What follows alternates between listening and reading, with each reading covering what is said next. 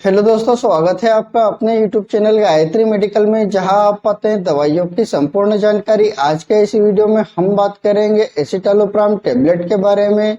इस टेबलेट का यूज मानसिक बीमारी के अलावा कई अन्य बीमारी को ठीक करने के लिए भी किया जाता है। तो जानेंगे इस टेबलेट के brand name, drug strength, use, dose, side effect और प्रिकॉशंस के बारे में। और साथ ही जानेंगे इस टेबलेट के बारे में कुछ अन्य महत्वपूर्ण बातें। और साथ ही जानेंगे इस टेबलेट को मानसिक बीमारी के अलावा कौन कौन सी बीमारी को ठीक करने के लिए यूज किया जाता है। तो बने रहिए वीडियो के अंत तक, जिससे कि आपको इस टेबलेट के बारे में पूरी जानकारी मिल सके। तो चलिए वीडियो की शुरुआत करते हैं।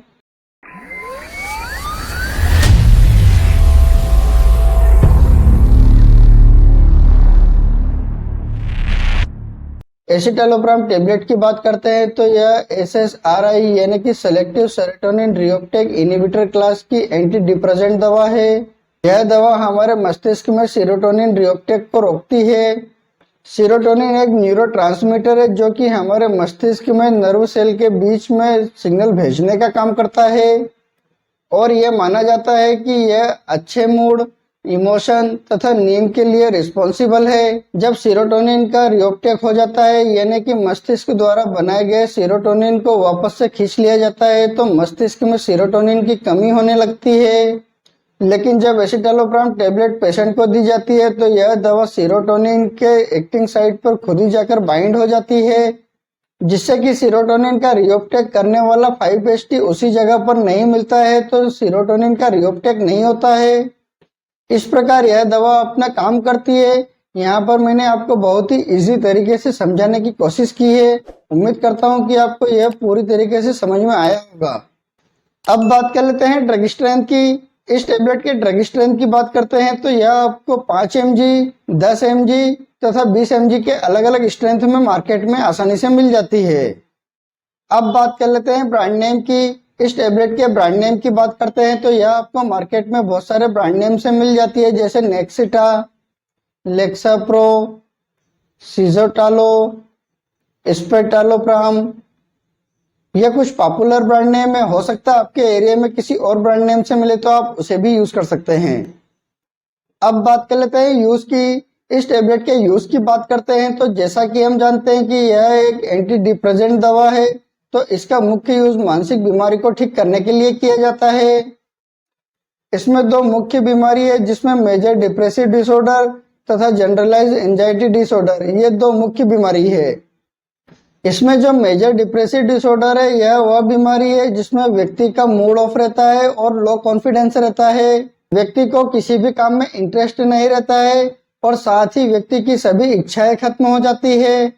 अपना मनपसंद काम करने का भी मन नहीं करता है। इस प्रकार की कंडीशन को ठीक करने के लिए इस टेबलेट का यूज किया जाता है। जनरलाइज एंजाइटी डिसऑर्डर बीमारी की बात करते हैं तो यह वह बीमारी है, इसमें व्यक्ति किसी भी इवेंट या किसी भी एक्टिविटी को लेकर बहुत ज्यादा चिंतित रहता है, बहुत ज्यादा सोचता है और यह चिंता इतनी अधिक हो जाती है कि व्यक्ति को खुद पर कंट्रोल नहीं होता है और व्यक्ति को कई प्रकार की समस्या हो जाती है, जैसे नींद नहीं आना, बहुत ज्यादा गुस्सा करना, हाथ पैर कांपना, बहुत ज्यादा पसीना आना, मुंह में सूखापन महसूस करना, चेस्ट में दर्द होना, सांस लेने में प्रॉब्लम होना, हल्का सिर दर्द होना और व्यक्ति को मरने का डर रहना, इस प्रकार की समस्या होने लगती है। और ये दोनों ही बीमारियां व्यक्ति को मानसिक रूप से तो परेशान करती ही है, लेकिन व्यक्ति को सामाजिक तथा शारीरिक रूप से भी बहुत ज्यादा नुकसान करती है। और इन दोनों ही बीमारी को ठीक करने के लिए डॉक्टर द्वारा एसिटालोप्राम टेबलेट दी जाती है और इस टेबलेट का ऑफ लेवल यूज भी किया जाता है, जिसमें MD, MBBS तथा जनरल प्रैक्टिशनर डॉक्टर यूज करते हैं। जैसे यदि किसी व्यक्ति को इंसोम्निया नाम की बीमारी हो जाती है तो इसमें व्यक्ति को ठीक से नींद नहीं आती है, तो नींद लाने के लिए इस टेबलेट का यूज किया जाता है। यदि किसी महिला को प्री मेंस्ट्रुअल सिंड्रोम नाम की बीमारी हो जाती है तो इस बीमारी में महिला के पीरियड्स आने के पहले पेट में दर्द होना, गुस्सा करना, चिड़चिड़ापन रहना, इस प्रकार की समस्या रहती है, तो इसको ठीक करने के लिए भी इस टेबलेट का यूज किया जाता है। यदि किसी व्यक्ति को OCD नाम की बीमारी हो जाती है तो इस बीमारी में व्यक्ति के किए गए छोटे छोटे काम को बार बार भूल जाता है और उसी काम को बार बार रिपीट करता है, जैसे दरवाजा बार बार चेक करना, गाड़ी का लॉक बार बार चेक करना, गैस सिलेंडर की नॉब बार बार चेक करना, इस प्रकार की समस्या होने लगती है तो उसको भी ठीक करने के लिए डॉक्टर द्वारा यह टेबलेट प्रिस्क्राइब की जाती है। साथ ही इस दवा का यूज मोनोपॉज के समय होने वाली समस्या को ठीक करने के लिए किया जाता है। मोनोपॉज वह कंडीशन है जिसमें महिला के 40 से 45 साल की उम्र के बाद पीरियड्स आना बंद हो जाते हैं। साथ ही इस दवा का यूज किसी बीमारी के कारण हुई एंजाइटी या किसी ट्रॉमा के कारण हुई एंजाइटी को कम करने के लिए भी किया जाता है। तो इस प्रकार अलग अलग बीमारी को ठीक करने के लिए डॉक्टर द्वारा इस टेबलेट का यूज किया जाता है। अब बात कर लेते हैं साइड इफेक्ट की। इस टेबलेट के साइड इफेक्ट की बात करते हैं तो इस टेबलेट के कुछ कॉमन साइड इफेक्ट हो सकते हैं, जैसे dizziness, drowsiness, sleepiness, blur vision, headache, constipations, gastric irritations, weakness, इस प्रकार के कुछ कॉमन साइड इफेक्ट हो सकते हैं। इसके अलावा अगर और कोई साइड इफेक्ट होते हैं तो इस टेबलेट को लेना बंद करें और अपने डॉक्टर से कंसल्ट करें। अब बात कर लेते हैं डोज की। इस टेबलेट के डोज की बात करते हैं तो इस टेबलेट को व्यक्ति की बीमारी तथा एज और वेट के हिसाब से इस टेबलेट का डोज दिया जाता है।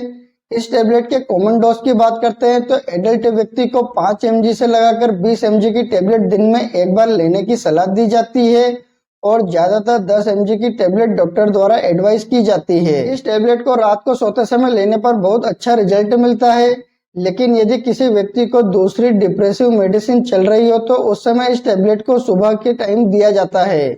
इस टेबलेट के टाइम ड्यूरेशन की बात करते हैं तो इस टेबलेट को नॉर्मली 5 दिन से लगाकर 10 दिन तक दी जाती है, लेकिन यदि किसी व्यक्ति को ज्यादा प्रॉब्लम होती है तो उसे 1 महीने, 2 महीने या किसी किसी को लाइफ टाइम तक यह टेबलेट दी जा सकती है। लेकिन आप इस टेबलेट का तब तक ही यूज करें जब तक कि आपको डॉक्टर ने एडवाइस की है।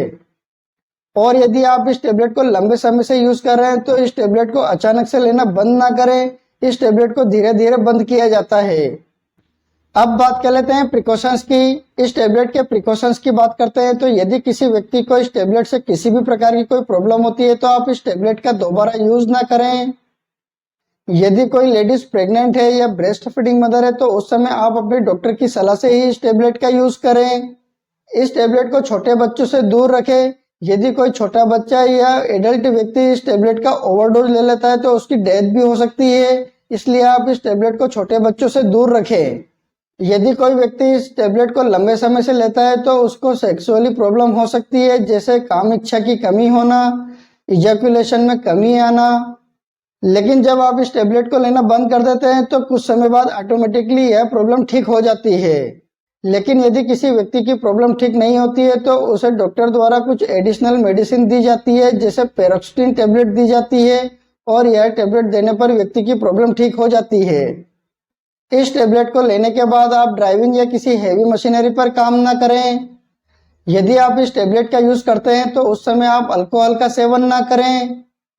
यदि आप किसी भी प्रकार की कोई मेडिसिन का यूज करते हैं या आपको किसी भी प्रकार की कोई प्रॉब्लम हो तो आप अपने डॉक्टर को जरूर बताएं।